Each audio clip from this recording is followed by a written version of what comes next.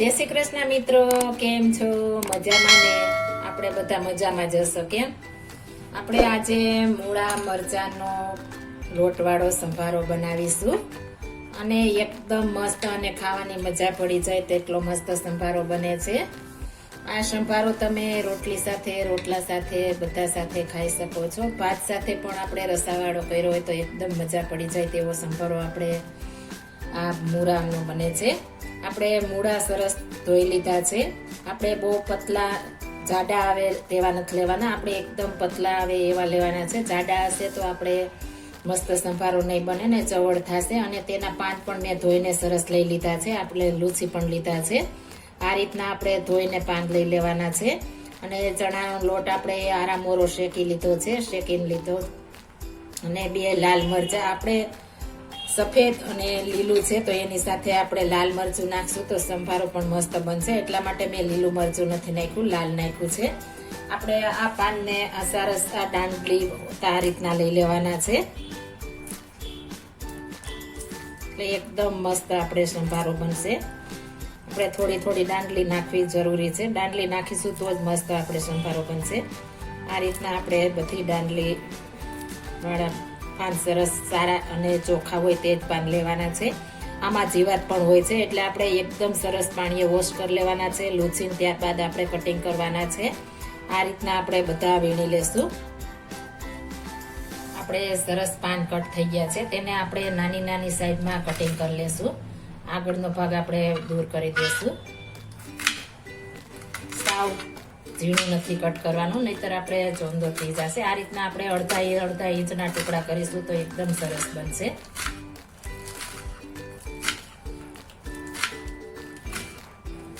આ રીતના આપણે સરસ કટિંગ કરી લેશું। અને મૂળાનું પણ આપણે છાલ ઉતારીને કટિંગ કરી લેશું, અને આપણે સાઈડમાં મૂકી દેશું।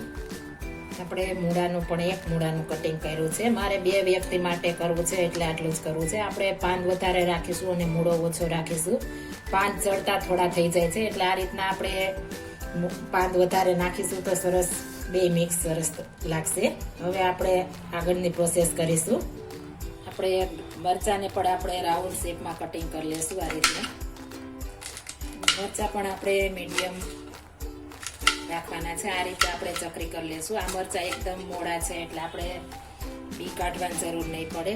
જો તમે મરચાં વધારે ખાતા હોય તો તમે નાખી શકો છો।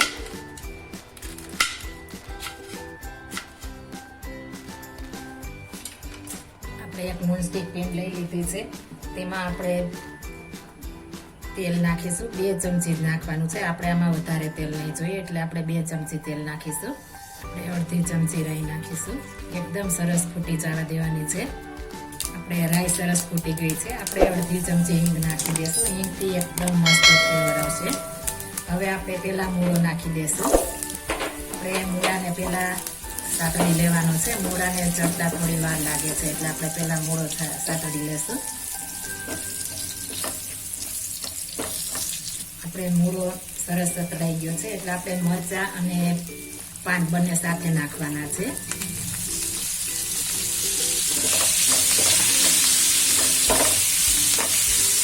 ખાસ ધ્યાન રાખવાનું છે, ચણાનો લોટ આપણે શેકીને નાખવાનો છે, કાચો નથી નાખવાનો। સ્વાદ પ્રમાણે આપણે નિમક નાખશું, નિમક સાથે નાખી દેશું એટલે સરસ આપણે ફટાફટ ચડી જાય। ચલાવેલું છે, હવે આપણે હળદર નાખીશું।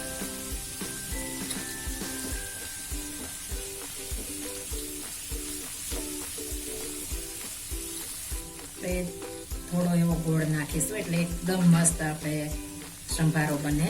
તમે ગોળ ન ખાતા હો તો ખાંડ પણ નાખી શકો છો। હવે આપણે લોટ નાખવો છે એટલા માટે આપણે થોડું પાણી ઉમેરીશું, મોટી 4 ચમચી જેટલું પાણી નાખીશું, એટલે આપણે લોટ પાણી એકઠું કરી જશે એટલે આપણે પાણી નાખવું જરૂર છે। આપણે હવે 1 મિનિટ માટે ઢાંકીને રહેવા દેશું। આપણે 2 મિનિટ થઈ ગઈ છે, આપણે સરસ મસ્ત ફ્લેવર પણ એટલી મસ્ત આપણા કિચનમાં આવવા માંડી છે। હવે સરસ ચડી પણ ગયો છે, આપણે આ રીતના તપાસશું તો આપણે ખ્યાલ આવી જશે કે ચડ્યો કે નહીં। હાથ વડે પરબારો આપણે તૂટી જશે. આપણે આ નખ રાખીએ અને કાપીએ તો કપાઈ જાય છે, એટલે આપણે ચડી ગયો છે. હવે આપણે જે લોટ શેકેલો છે તે ઉપરથી આપણે છાંટી દેશું આ રીતના, ને સરસ મસ્ત હલાવી લેશું. મારે કોરો ખાય છે એટલે હું કોરો કરું છું. જો તમારે ભાત સાથે ખાવો હોય તો આપણે પાણી વધારે નાખવાનું છે. હવે આને 1 મિનિટ માટે ઢાંકીને રહેવા દેશું. આપણે એક ડીશમાં કાઢી લીધો છે. મસ્ત મજાનો આપણે સંભારો તૈયાર થઈ ગયો છે. એકવાર જરૂર ટ્રાય મારજો. આ સંભારો એકવાર બનાવશો તો ઘરમાં નાના મોટા બધાને ભાવશે. એટલો મસ્ત આ સંભારો બને છે, એકદમ સરસ. અને ખાવામાં પણ આપણે હેલ્થી છે. આપણે હૃદય માટે પણ આપણે આ મૂળો ઘણો બધા ફાયદા કરે છે, એટલે જરૂર એકવાર ટ્રાય મારજો. આપણે શિયાળામાં મૂળા સરસ મસ્ત મજાના મળે છે. તો છે આપણો સંભારો તૈયાર. જો આ મારી રેસીપી પસંદ આવી હોય તો મારી ચેનલ લાઈક, શેર અને સબસ્ક્રાઇબ કરી દેજો. ફરી મળીશું નવી રેસીપી લઈને. જય શ્રી કૃષ્ણ.